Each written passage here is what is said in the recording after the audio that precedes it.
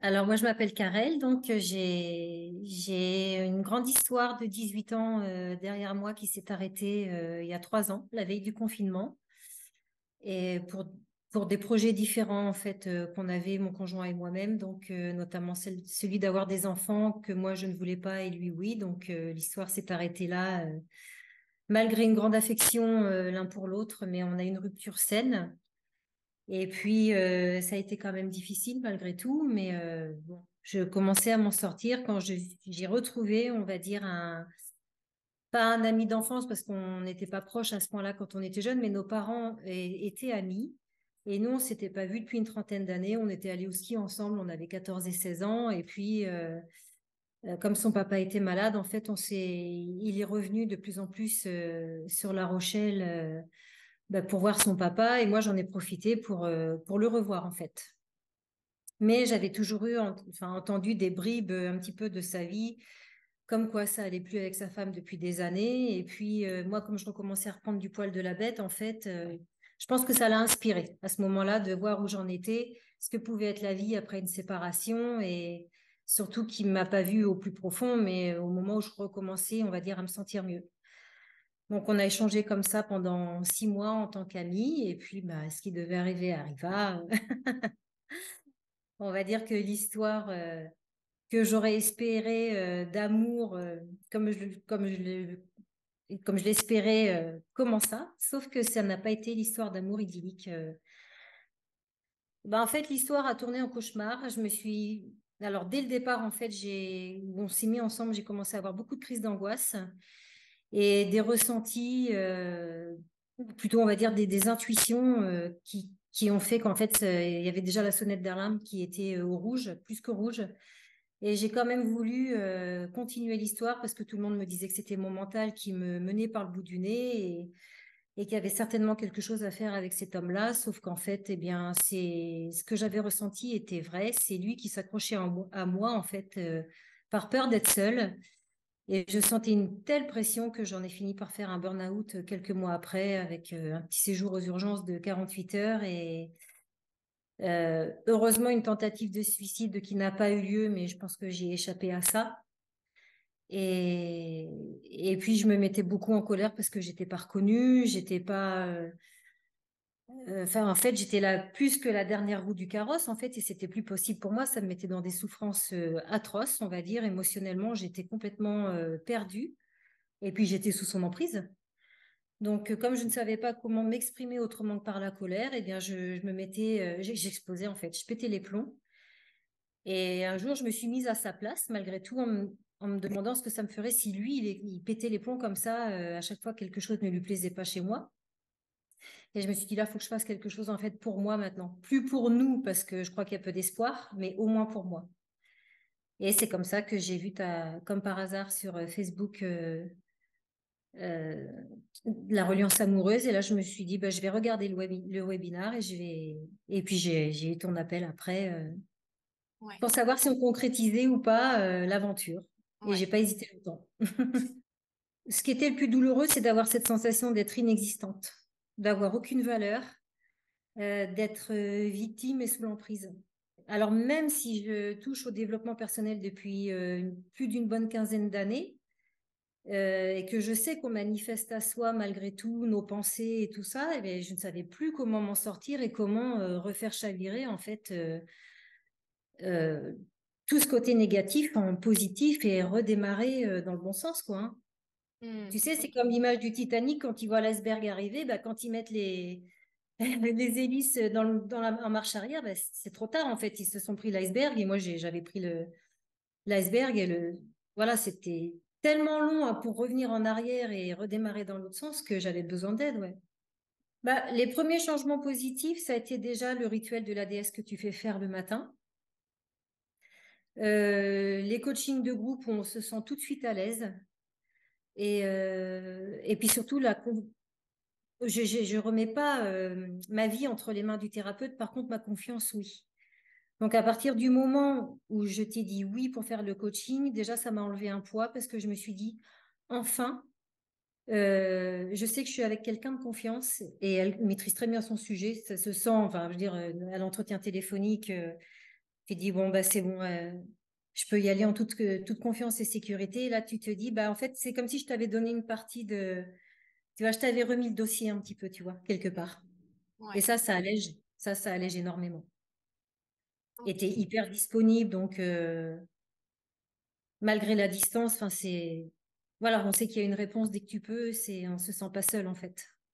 Bah, écoute, on a pris le coaching fin octobre et début décembre, j'ai voulu arrêter la relation. Je me rappelle que 8 jours après, j'étais toujours sur mon axe et je lui ai dit que je ne reviendrai pas. Et il a réussi encore à m'avoir en me disant qu'il allait faire des efforts, qu'il allait aller voir une thérapeute alors que ça faisait plus d'1 an qu'il le disait. Donc je lui ai laissé cette dernière chance, mais déjà là, j'avais fait un premier pas vers cette rupture, même si c'était pas encore la bonne. J'avais déjà fait un essai en fait. Et moi, le but de mon coaching, au fond de moi, je le savais que c'était cette rupture. Je voyais pas comment, en travaillant toute seule, en faisant les efforts toute seule, même si on sait que quand nos énergies bougent, ça fait bouger celles des autres. Je voyais pas comment ça pouvait agir sur lui à ce point-là, en fait. C'est pour ça que j'ai décidé de me recentrer sur moi. L'ancienne Karel, elle était pleine de peur, pleine de projections, pleine de comment je vais faire si je l'ai plus dans ma vie, encore une rupture. Alors, c'est pas que j'ai eu beaucoup de ruptures, mais comment je vais me relever d'une rupture encore? Tellement ça me mettait dans des états d'isolement et d'enfant perdu, en fait. Je sais, ouais, je pense qu'on peut le dire comme ça. Comment je vais faire pour me raccrocher à moi alors que moi-même, je suis pas solide? Comment je vais retrouver ces fondations, ces bases, sans me raccrocher à quelqu'un, alors que ce quelqu'un déjà n'est pas solide? Donc en fait, il s'appuyait sur moi, moi j'essayais de m'appuyer sur lui, mais lui s'enfonçait. Donc je m'enfonçais avec. Comment sortir la tête de l'eau?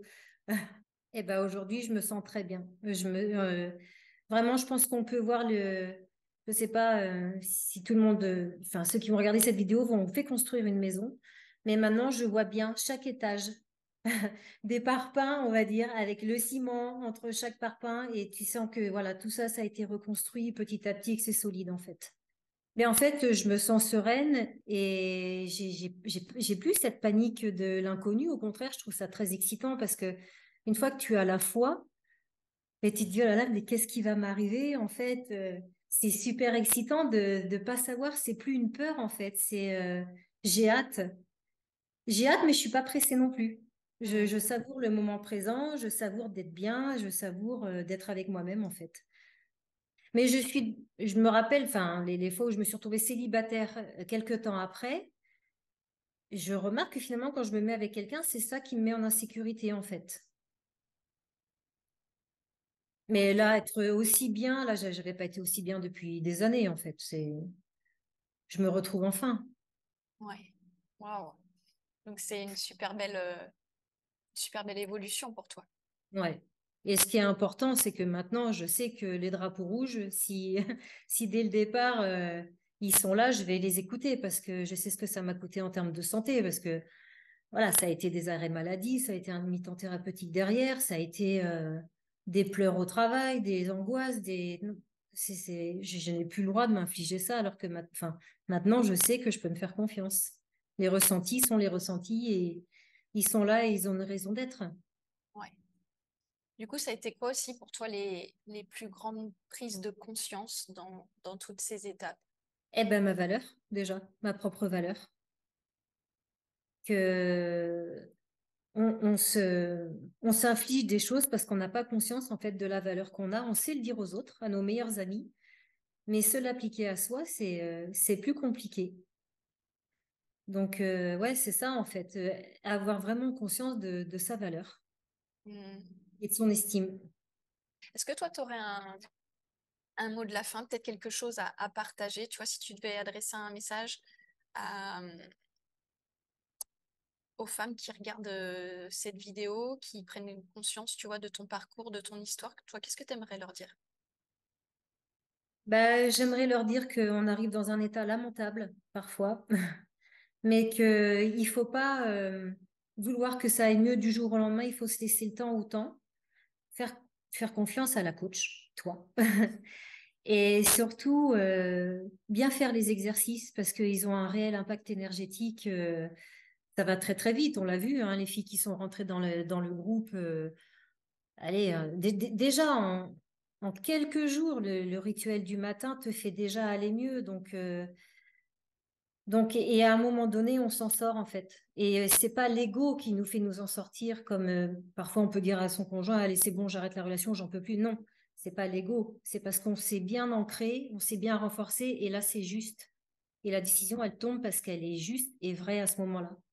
Mais il faut pas désespérer. Enfin, je veux dire, il y a des moments où j'ai fait le yo-yo, je t'ai appelé en larmes.